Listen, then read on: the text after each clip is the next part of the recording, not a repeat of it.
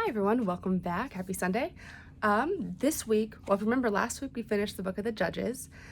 Next week we're starting First Samuel, which is also in other translations of the Bible known as the first book of the Kings. So we're transitioning from the Judges to the Kings. But before that, there's this little book in the middle called Ruth, and that's what we're reading today. Okay, the book of Ruth, chapter 1. Once in the time of the Judges, there was a famine in the land, so a man from Bethlehem of Judah departed with his wife and 2 sons to reside on the plateau of Moab. The man was named Elimelech, his wife Naomi, and his sons Mahlon and Chilion.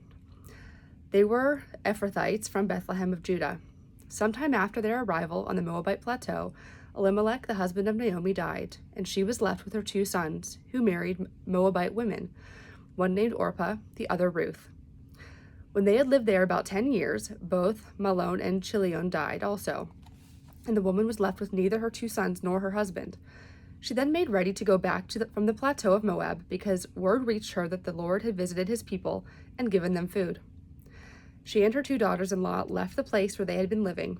Then as they were on the road back to the land of Judah, Naomi said to her 2 daughters-in-law, "Go back, each of you, to your mother's house. May the Lord be kind to you, as you were to the departed and me. May the Lord grant each of you a husband and a home in which you will find rest." She kissed them goodbye, but they wept with loud sobs and told her they would return with her to her people. "Go back, my daughters," said Naomi. "Why should you come with me? Have I other sons in my womb who may become your husbands? Go back, my daughters. Go, for I am too old to marry again, and even if I could offer any hopes, or if tonight I had a husband or had borne sons, would you then wait and deprive yourselves of husbands until those sons grew up? No, my daughters. My lot is too bitter for you, because the Lord has extended his hand against me." Again they sobbed aloud and wept, and Orpah kissed her mother-in-law goodbye, but Ruth stayed with her. "See now," she said, "your sister-in-law has gone back to her people and to her God." Notice that's a lowercase g God, not our God, because they worship different gods. "Go back after your sister-in-law." But Ruth said, do not ask me to abandon or forsake you, for wherever you go, I will go. Wherever you lodge, I will lodge. Your people shall be my people, and your God, capital G, our God, your God, my God. Wherever you die, I will die, and there be buried. May the Lord do so, and so to me, and more besides, if aught but death separates me from you. Naomi then ceased to urge her, for she saw she was determined to go with her. So they went on together till they reached Bethlehem. On their arrival there, the whole city was astir over them, and the woman asked, "Can this be Naomi?" But she said to them, "Do not call me Naomi, call me Mara, for the Almighty has made it very bitter for me. I went away with an abundance, but the Lord has brought me back destitute. Why should you call me Naomi, since the Lord has pronounced against me, and the Almighty has brought evil upon me?" Thus it was that Naomi returned to the Moabite daughter-in-law, Ruth, who accompanied her back from the plateau of Moab. They arrived in Bethlehem at the beginning of the barley harvest. Chapter 2. Naomi had a prominent kinsman named Boaz of the clan of her husband Elimelech. Ruth, the Moabite, said to Naomi, "Let me go and glean ears of grain in the field of anyone who will allow me the favor." Back in those days, whenever wealthy people had fields of food and they harvested it, they would leave some, usually at the edges, I think, but they would leave bits of produce on them so that the poor could glean or go gather them at the end of the day and have something. So Ruth is saying, "Let me go glean some ears of corn for us." Naomi said to her, "Go, my daughter," and she went. The field she entered to glean after the harvesters happened to be the section belonging to Boaz of the clan of Elimelech. Boaz himself came from Bethlehem and said to the harvesters, "The Lord be with you." And they replied, "The Lord bless you." Boaz asked the overseer of his harvesters, "Whose girl is this?" The overseer of the harvesters answered, "She is the Moabite girl who returned from the plateau of Moab with Naomi. She asked leave to gather the gleanings into sheaves after the harvesters, and ever since she came this morning, she has remained here until now, with scarcely a moment's rest." Boaz said to Ruth, "Listen, my daughter, do not go to glean in anyone else's field. You are not to leave here. Stay here with my women servants. Watch to see which field is to be harvested and follow them. I have commanded the young men to do you no harm. When you are thirsty, you may go and drink from the vessels the young men have filled." Casting herself prostrate upon the ground, she said to him, "Why should I, a foreigner, be favored with your notice?" Boaz answered her, "I have had a complete account of what you have done for your mother-in-law after your husband's death. You have left your father and your mother in the land of your birth, and have come to a people whom you did not know previously. May the Lord reward what you have done. May you receive a full reward from the Lord, the God of Israel, under whose wings you have come for refuge." She said, "May I prove worthy of your kindness, my lord? You have comforted me, your servant, with your consoling words, which would indeed that I were a servant of yours." At mealtime, Boaz said to her, "Come here and have some food. Dip your bread in the sauce."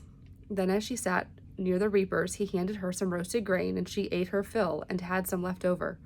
She rose to glean, and Boaz instructed his servants to let her glean among the sheaves themselves without scolding her, and even to let drop some handfuls, and leave them for her to glean without being rebuked. She gleaned in the field until evening, and when she beat out what she had gleaned, it came to about an ephah of barley, which she took into the city and showed to her mother-in-law. Next she brought out and gave her what she had left over from lunch. So Ruth gave Naomi her leftovers. So her mother-in-law said to her, "Where did you glean today? Where did you go to work? May he who took notice of you be blessed." Then she told her mother-in-law with whom she had worked, "The man at whose place I work today is named Boaz," she said. "May he be blessed by the Lord, who is ever merciful to the living and to the dead." Naomi exclaimed to her daughter-in-law, and she continued, "He is a relative of ours, one of our next of kin. He even told me," added Ruth the Moabite, "that I should stay with his servants until they complete his entire harvest." "You would do well, my dear," Naomi rejoined, "to go out with his servants, for in someone else's field you might be insulted." So she stayed gleaning with the servants of Boaz until the end of the barley and wheat harvests. Chapter 3. When she was back with her mother-in-law, Naomi said to her, "My daughter, I must seek a home for you that will please you. Now is not Boaz, with whose servants you were, a relative of ours?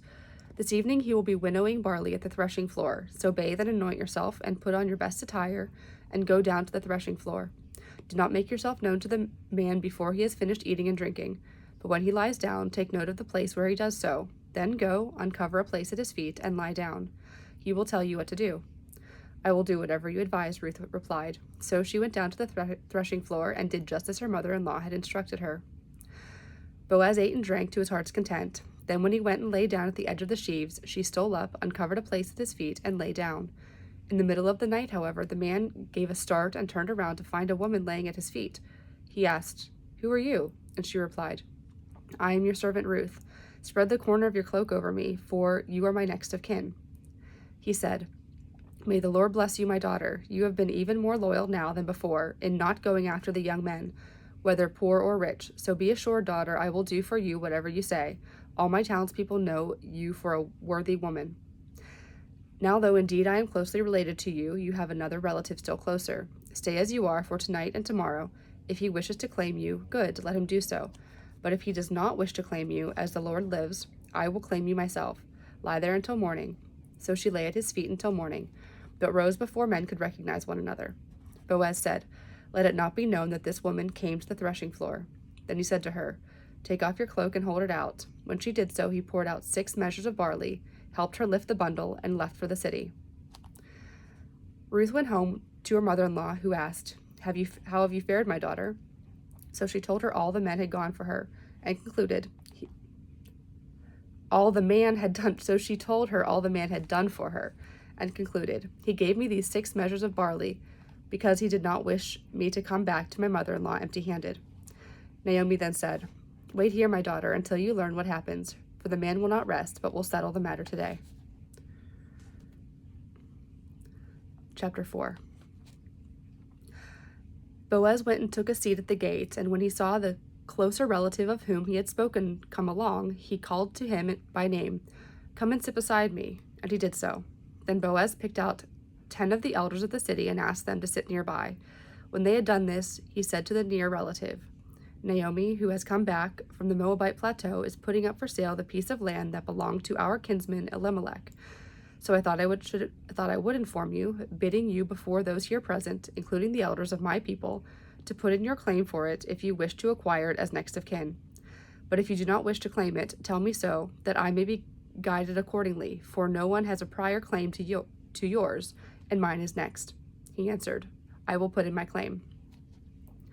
Boaz continued, once you acquire the field from Naomi, you must also take Ruth, the Moabite, the widow of the late heir, and raise up a family for the departed in his estate.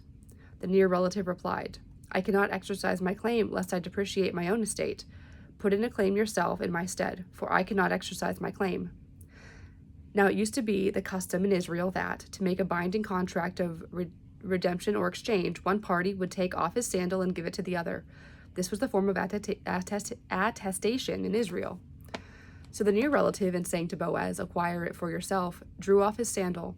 Boaz then said to the elders and to all the people, you are witnesses today that I have acquired from Naomi all the holdings of Elimelech, Chilion, and Mahlon. I also take Ruth the Moabite, the widow of Mahlon, as my wife, in order to raise up a family for her late husband on his estate, so that the name of the departed may not perish among his kinsmen and fellow citizens. Do you witness this today? All those at the gate, including the elders, said, we do so. May the Lord make this wife come into your house like Rachel and Leah, who between them build up the house of Israel. May you do well in Ephrath and win fame in Bethlehem. With the offering of the Lord will give you from this girl, may your house become like the house of Perez, whom Tamar bore to Judah. Boaz took Ruth, and when they came together as a man and wife, the Lord enabled her to conceive, and she bore a son. Then the woman said to Naomi, blessed is the Lord, who has not failed to provide you today with an heir. May he become famous in Israel. He will be your comfort and the support of your old age, for his mother is the daughter-in-law who loves you. She is worth more to you than 7 sons.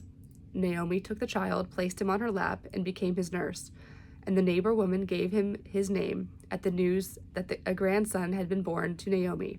They called him Obed. He was the father of Jesse, the father of David. These are the descendants of Perez.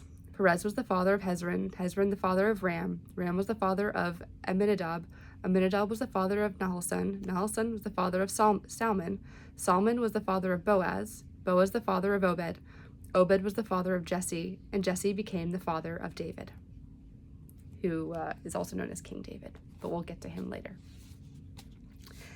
And that is the book of Ruth. That's the whole book of Ruth, the story of Naomi and her daughter-in-law, and how the Lord blessed their family because they did well. They did right. Hi, everyone. We're going to pause here just for a minute. I was just driving home from church. It's Sunday morning now, and I was seeing American flags in places that I don't typically see them. And I realized it didn't feel right to not pause and acknowledge what happened here yesterday. So I ask that during your regular prayers, please add a prayer for our country. Please pray for the family of the gentleman who was killed. He was local, member of a local church. His family are members of a couple local churches, so please keep them in your prayers as they process what happened here. Pray for those who are injured and are recovering, for those who saw incredible violence that nobody should ever have to see. Say a prayer of thanks that it wasn't worse than it was. Pray for our leaders that they respond appropriately and as God would have them do so. And pray for the hearts of our country. You know, we learned in Exodus how Pharaoh's heart was hard, and that's why he did what he did. And I have to imagine that was a state of the heart of the man who did this, because your heart would have to be so hard to have enough hatred for one man that you would do what he did. So pray that the hearts of those in this country, in this world, are softened again. And pray that the Lord reach down and humble us and heal this land, because he's the only one who can do it. And that's all. I'm glad you're safe. That's all I have to say. I will see you next week, and we will now close with the Lord's Prayer. Our Father, who art in heaven, hallowed be thy name. Thy kingdom come, thy will be done, on earth as it is in heaven. Give us this day our daily bread, and forgive us our trespasses, as we forgive those who trespass against us. And lead us not into temptation, but deliver us from evil. For thine is the kingdom, the power, and the glory, forever and ever. Amen.